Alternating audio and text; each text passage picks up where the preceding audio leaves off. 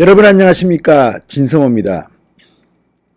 지금 청와대와 민주당이 못 보고 있는 게 하나 있습니다. 조국의 인사청문회에만 초점을 맞춰서 정말 대한민국 젊은이들이 왜 조국에 대해서 분노하는가에 대해서는 간과하고 있는 게 아닌가, 이런 걱정이 듭니다. 지금 조국이 불법 행위가 없었다, 청문회를 열어서 직접 그의 목소리를 듣자, 이런 말들을 합니다만 왜 지금 여론조사에서 조국에 대한 불만이 많이 나오는지 정치권은 잘 모르는 것 같습니다. 어제 대한민국 청년들이 왜 조국과 조국의 딸에 대해서 분노하는지 생생히 알 수 있는 그런 토론회가 하나 열렸습니다. 정치권과는 전혀 관계없는 청년들의 모임에서 주최한 것이었습니다. 조국도 불렀습니다. 그러나 그는 나타나지 않았습니다. 진성호의 직설 시작합니다. 자, 어제 청년단체 청년전태일이라는 곳이 있다고 합니다. 어제 오후 1시 서울 종로구 마이크 임팩트 스퀘어에서 조국 후보 딸과 나의 출발선은 같은가 라는 거창한 주제로 간담회를 열었습니다. 자, 이들은 지난 28일 청와대 앞에서 기자회견을 열고 조국 후보자에게 공개 대담회를 제안했습니다. 그러나 조국은 역시 이 대담회에 나타나지 않았습니다. 김성경 청년민중당 대표는 이렇게 말했습니다.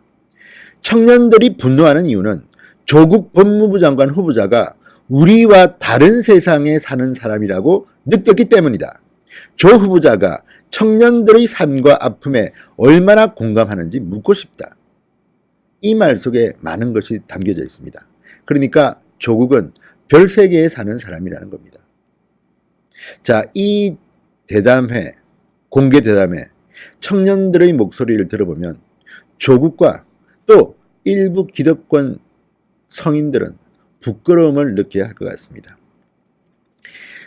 결국 끝까지 대담회를 제안받은 조국의 모습은 보이지 않았습니다. 조국은 도망갔습니다. 이날 진행을 맡은 김종민 청년전태일 대표는 어제 법무부 대변인실을 통해서 참석 여부를 논의하고 있고 결정되면 답변해 주겠다는 얘기를 들었지만 현재까지 답변을 듣지 못했다면서 참석 여부에 상관없이 오늘 이 자리를 통해 청년들의 현실을 전하겠다고 말했습니다. 자, 청년들의 말을 들어보면 눈물이 날 지경입니다. 실업계 고등학교를 졸업한 곽찬호 씨 24세는 5년 전 아버지가 위암으로 쓰러지고 어머니도 건강이 악화돼 5년 동안 편의점 아르바이트로 가족의 생계를 책임지고 있다. 조 후보자의 논란을 볼수록 내 삶이 비참하게 느껴졌다고 말했습니다. 곽 씨는 대학이 사치이고 건강검진 받는 게 그림의 떡인 청년들의 아픔에 조국 후보자가 과연 공감할 수 있을까? 오늘 조국 후보자를 만나면 흙수저로 태어난 청년의 삶을 구체적으로 알려주고 싶었는데 아쉽다고 말했습니다. 지난 1월 특성화고를 졸업한 뒤 중소기업에 취직했다가 퇴사한 A씨, 19세의 아주 어린 청년입니다.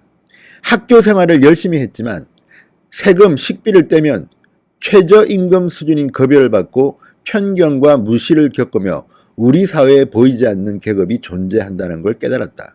조 후보자가 청년들의 문제를 제대로 살펴주길 바란다고 했습니다.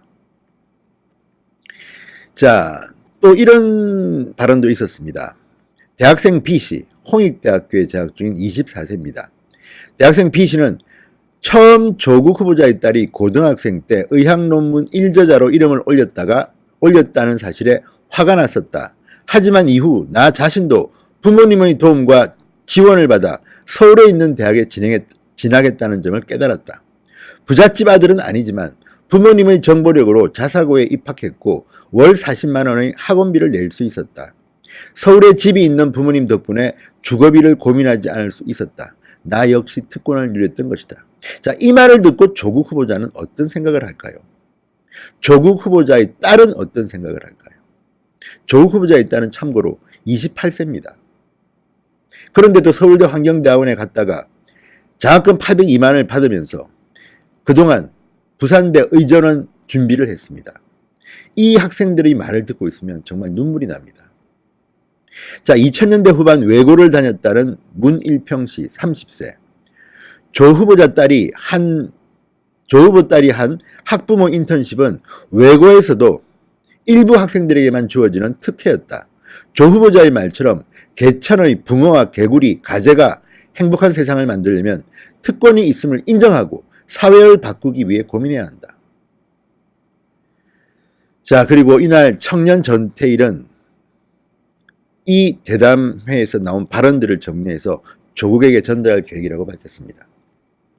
어떻습니까? 이 발언들을 들어보면 단순히 지금 조국의 인사청문회 문제가 아니라 조국이 살아온 삶 그 자체에 지금 대한민국의 2030들이 부글부글 끓고 있다는 것을 청와대와 민주당은 알아야 합니다. 계속해서 인사청문회 이야기하고 조국 뭐가 문제냐? 언론들이 가짜뉴스를 생산한다. 이따위 발언을 하고 있는 유시민, 김부겸 창피한 줄 알아야 됩니다. 조국도 문제지만 조국을 옹호하는 그쪽 사람들의 발언에 지금 국민들이 더 화가 나 있습니다. 청년들의 이 발언들을 정말 정리해서 다 돌려 읽으시기 바랍니다. 진성호의 직설이었습니다. 여러분 감사합니다.